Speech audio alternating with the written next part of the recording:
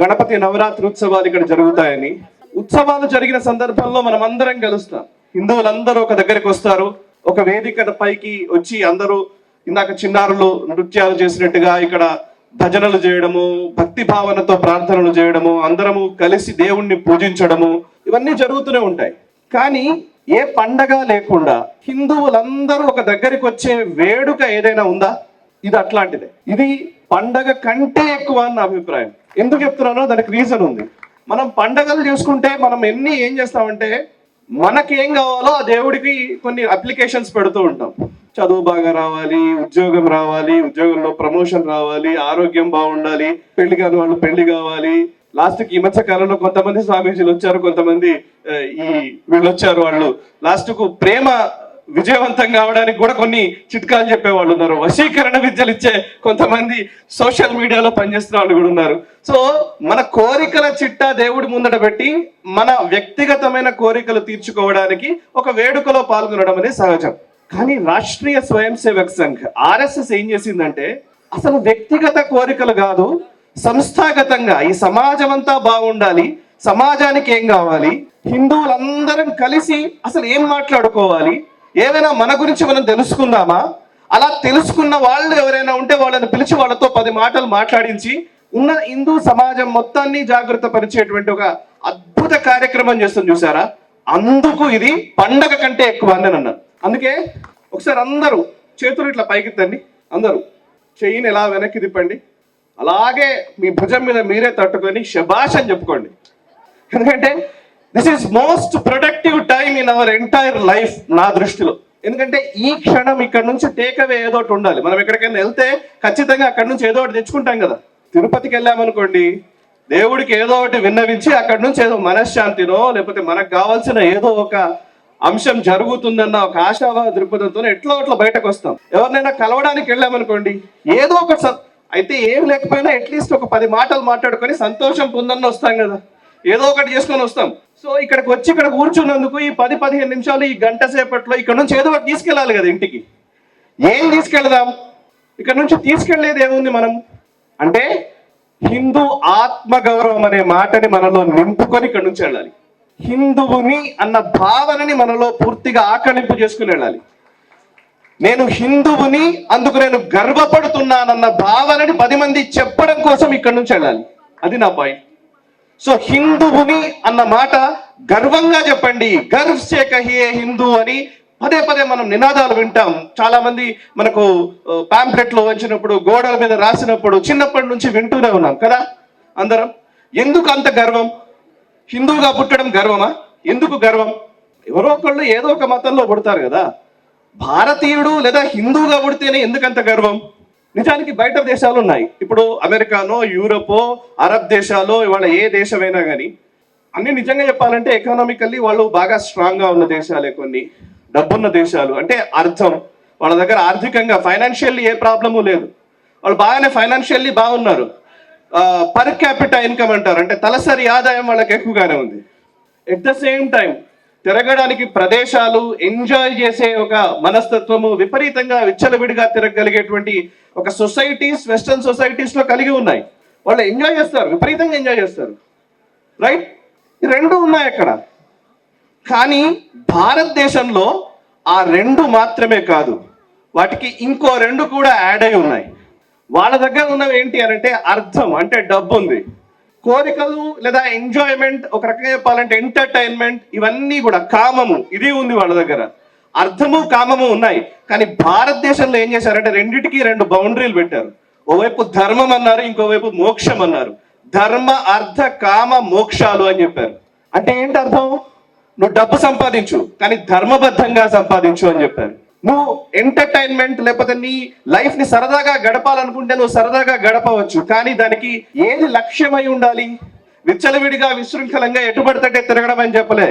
మనకు ధర్మబద్ధంగా బతకమని చెప్పారు, మోక్షం కోసం బతకమని చెప్పారు. మనకు ఒక ఆబ్జెక్టివ్ ఉంది, ఆ దేశాల్లో ఆబ్జెక్టివ్ లేదు. మనకు ఒక లక్ష్యం ఉంది, ఆ దేశాల్లో లక్ష్యం లేదు. సిరివెన్నెల సీతారామ శాస్త్రి గారని నాకు గురువు గారు, వారితో నేను చాలా సాన్నిహిత్యంగా చాలా సందర్భం కొన్ని గంటల పాటు నేను మాట్లాడుతుండేవాడిని. వారు ఇప్పుడు లేరు మన మధ్య భౌతికంగా. సిరివెన్నెల సీతారామ శాస్త్రి గారు మీకు తెలుసు అనుకుంటా, లిరిసిస్ట్, మన పాటలు, చాలా అద్భుతమైన పాటలు రాసినటువంటి పాటల రచయిత. సీతారామ శాస్త్రి గారు వారి గురువు గారిని అడిగారంట, అంటే సద్గురు శివానందమూర్తి గారని వారి శిష్యులు సిరివెల్ల సీతారామ శాస్త్రి గారు. ఆ గురుగారు నాకు ఒక్క మాటలో చెప్పండి, మనిషి పుట్టుక ఎందుకు అని అడిగారట. ఇది నాకు సిరివెల్ల గారు స్వయంగా చెప్పిన మాట. మనిషి ఎందుకు పుట్టాడు, దీనికి ఒకటే ఒక మాటలో, ఒక వాక్యంలో నాకు సమాధానం చెప్పాలి, మీరు పెద్ద స్టోరీ చెప్తా అంటే కుదరదు అన్నారట. ఆయన తడుముకోకుండా, గురువు కదా మరి, తడుముకోకుండా ఒకటే మాటలో చెప్పాడట, ఊర్ధ్వలోకాల పయనం కోసం అన్నాడట. అంతే. మనిషి ఎందుకు పుట్టాడు అంటే, నువ్వు నీ పుట్టిన ఈ జన్మ నుంచి నెక్స్ట్ జన్మకి మళ్ళీ పుట్టేటప్పటికి నువ్వు ఎంతో కొంత ఎదగాలి, నెక్స్ట్ స్థాయికి వెళ్ళాలి, దానికి ఊర్ధ్వలోకాలు అన్నారు. ఊర్ధ్వలోకాలు అంటే ఏంటి? మనం ఇప్పుడు చాలా మంది అంటారు, ఇప్పుడు ఉన్న యంగ్స్టర్స్, ఇప్పుడు టీనేజర్స్, వీళ్ళు ఎవరన్నా వచ్చి తల్లిదండ్రులు ఈ మధ్యకాలంలో ఏమైపోయిందంటే, ఏదన్నా మంత్రం గురించి, మంత్రానికి అర్థం తెలియదు, లేకపోతే రామాయణంలో ఇట్లా అన్నారట కదా, మహాభారతంలో అట్లా అన్నారట కదా, ఇదట కదా, అదేట కదా అని ఏదన్నా పిల్లలు ఎవరన్నా వచ్చి క్వశ్చన్ అడిగారు అనుకోండి, తల్లిదండ్రులు ఏం చేస్తారంటే లాజికల్ గా సమాధానం చెప్పకపోగా, ఏయ్ నువ్వు మూసుకో, నీకు మాట్లాడకటండి, మాట్లాడక పక్కన అని తిడతారు. రైట్? అవే మన ఇళ్లలో చాలా వరకు ఎక్కువ జరిగేది అదే. అట్లాంటివి జరిగినప్పుడు ఏమైందంటే పిల్లలు ఈ విషయంలో అమ్మో ఇది ఏదో వేరేలాగా ఉందని చెప్పి ఇంకెవరినో అడుగుతారు, వాడెవడో వేరే పిచ్చి సమాధానం చెప్తాడు. కేరళ స్టోరీలో కనబడింది ఇదే. సో వాడేదో చెప్తాడు, ఆ ట్రాప్ లో పడిపోతారు. తల్లిదండ్రులారా, మీకు తెలియకపోతే తెలియదు అని చెప్పండి, ఏం ప్రాబ్లం లేదు. నాకు తెలియదు, ఒక గురువు దగ్గరికి తీసుకెళ్తాను, ఆయన అడిగి వివరాలు కనుక్కుందామని చెప్పండి, అట్లీస్ట్ తీసుకెళ్ళండి. ఇంతే మీరు చేయాల్సిన పని. అంతేగాని అంతే అని చెప్పేసి నిర్ద్వంద్వంగా ఏదైనా సరే చెప్పకండి. పిల్లలు ఈ జనరేషన్ కి లాజికల్ గా చెప్పడం అవసరం. అన్ని మతాల కంటే లాజికల్ ఆర్గ్యుమెంట్స్ చేసింది ఓన్లీ భారతీయ సనాతన ధర్మం మాత్రమే. మిగతా అన్ని కూడా పేరుకు మాట్లాడతారు అంతే. మన దగ్గర లాజికల్ ఆర్గ్యుమెంట్స్ ఉన్నాయి, దానికి కొదవే లేదు. సరే, ఇందాక నేను చెప్పిన మాట ఊర్ధ్వలోకాల పయనం అన్నారు. అంటే ఊర్ధ్వలోకాలు అంటే ఏంటి? చాలా మందికి డౌట్ వస్తుంది. దీనికి ఏంటంటే, ఇప్పుడు మనం గాయత్రి మంత్రంలో వస్తుంది, ఓం భూర్భువ స్వః తత్సవితుర్వరేణ్యం భర్గో దేవస్య ధీమహి ధియో యో నః ప్రచోదయాత్. ఓం భూర్భువ స్వః అంటే 3 లోకాల గురించి మాత్రమే ఫస్ట్ లో ఉంటుంది దాంట్లో. నిజానికి అందులో లోపలికి వెళితే 7 లోకాలకు సంబంధించిన ప్రస్తావన ఉంటుంది.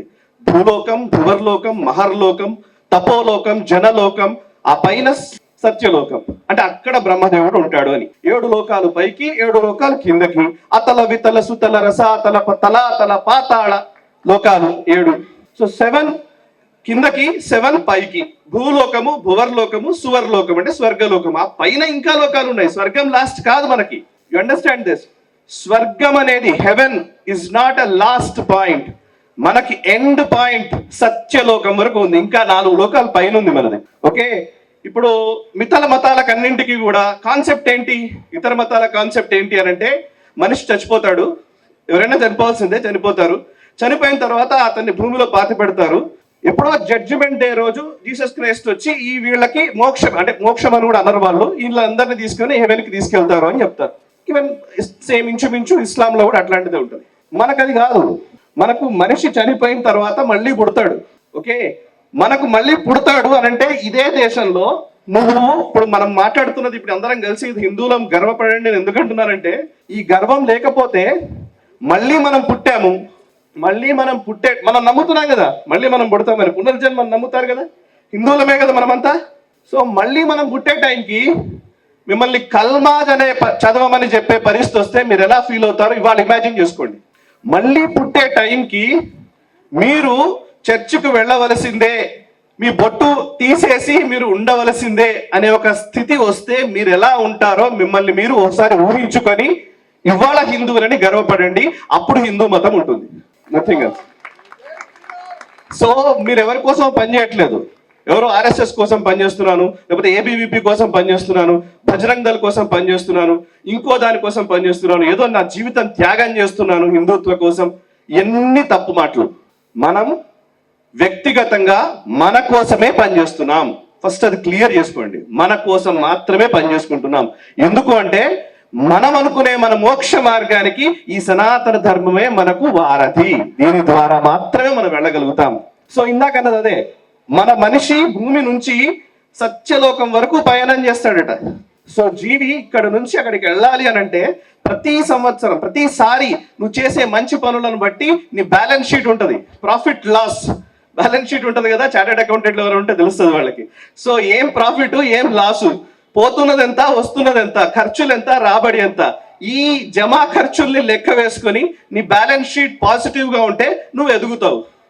ఈ బ్యాలెన్స్ షీట్ ని బట్టి నిర్ధారించేటువంటి లాజికల్ ధర్మం భారతదేశం మాత్రమే. మీకు చిన్న లాజిక్ చెప్తాను. పాపం, ఇప్పుడు ఇక్కడ చిన్నపిల్లలు చాలా మంది ఉన్నారు కదా, పాపం అన్న మాట ఇంగ్లీష్ లో ఏం పదం ఉంది, ఎవరు చెప్తారా? ఇంగ్లీష్ లో పాపానికి ఇంగ్లీష్ వర్డ్ ఏంటి? పాపం, సిన్. Sin, right? పాపం అంటే సిన్. పుణ్యం అంటే పుణ్యం. మనం అందరం ఇంగ్లీష్ మీడియం చదువుతున్నారు కదా పిల్లలు, చెప్పండి పుణ్యం అంటే ఏంటి పదం? There is no word. ఎందుకు వర్డ్ లేదు పుణ్యం అంటే? ఇంగ్లీష్ భాష చాలా గొప్పది కదా, పుణ్యం అనే మాటకి ఎందుకు లేదు ఇంగ్లీష్లో? ఎందుకంటే వాళ్ళ ఆలోచనల్లోనే పుణ్యం అనే మాట లేదు. అసలు వెస్టర్న్ సొసైటీలో ఎక్కడా కూడా పుణ్యం అనే మాటను వినరు, వాళ్ళు పాటించరు. అది బిబ్లికల్ థాట్, బైబిల్ నుంచి వచ్చినటువంటి థాట్ లో భాగంగా సిన్ అనేది ఎందుకుంది మరి అంటే బైబిల్ చెప్తోంది వాళ్ళ లెక్క ప్రకారం, వాళ్ళ ఆలోచన, వాళ్ళ నమ్మకం ప్రకారం పుట్టిన ప్రతివాడు పాపాత్ముడే, పాపి, రైట్? సో పాపం ఉంది. మరి పాపి అంటే ఈవిడ పుణ్యం ఎప్పుడవుతాడు, పుణ్యాత్ముడు ఎప్పుడవుతాడు? పుట్టిన ప్రతివాడు పాపి అంటే అక్కడ చిన్న పాప ఇందాక డాన్స్ చేసిన పాపకి ఏమన్నా తెలుసా? పుట్టిన పసి కందు వాడికి ఏమన్నా తెలుసా? వాడు పాపాత్ముడు ఎట్లయ్యాడు? సో మోస్ట్ లాజికల్ ధర్మం భారతదేశంలోనే ఉంది. అందుకే చెప్తున్నాను, ఇక్కడ పుట్టిన ప్రతి శిశువు దేవుడితో సమానం. పుట్టిన ప్రతి శిశువు దేవుడితో మనం సమానంగా భావిస్తాము. అటువంటి ధర్మంలో మనం పుట్టాము. వాడి ఆలోచనలను బట్టి, వాడి కర్మని బట్టి, వాడి చేసే పనులని బట్టి, వాడి పాప కర్మలని డిసైడ్ చేసి మన దేశం వాడిని పురోభివృద్ధి బాట పట్టించి వాడు నెక్స్ట్ జన్మకి, ఆ తర్వాత జన్మకి ఇంకా ఉద్ధరించబడి ఊర్ధ్వలోకాలకు చేరుకోవడం కోసం మనిషి పుట్టాడు. ఇది ఒక్క మాటలో గురువు గారు సిరివెల్ల గారికి చెప్పిన మాట. సో మనం అందరం ఒక ఆబ్జెక్టివ్ తో పుట్టాము, ఒక లక్ష్యంతో పుట్టాము. బ్యాంక్ బ్యాలెన్స్ అంటే ఇందాక చెప్పిన ప్రాఫిట్ లాస్ మన బ్యాంకులో ఉండేది కాదు, మనలో ఉండేది, మన మెదడులో ఉండేది, మన హృదయంలో ఉండేది. ఈ బ్యాంక్ బ్యాలెన్స్ ని పెంచుకోవడానికి మనం చేసే పని హిందువుగా పుట్టినందుకు గర్వించమని చెబుతున్నది. ఈ వీడియో మీకు నచ్చినట్టయితే లైక్ చేయండి, 10 మందికి షేర్ చేయండి. అలాగే కామెంట్ల రూపంలో మీ అభిప్రాయాలను మాతో పంచుకోండి. Nationalist hub group of channels ను సబ్స్క్రైబ్ చేసుకుని తెలుగునాట జాతీయవాద జర్నలిజాన్ని ప్రోత్సహించండి. ఈ వీడియో కింద ఉన్న బెల్ ఐకాన్ పై క్లిక్ చేయడం మర్చిపోవద్దు.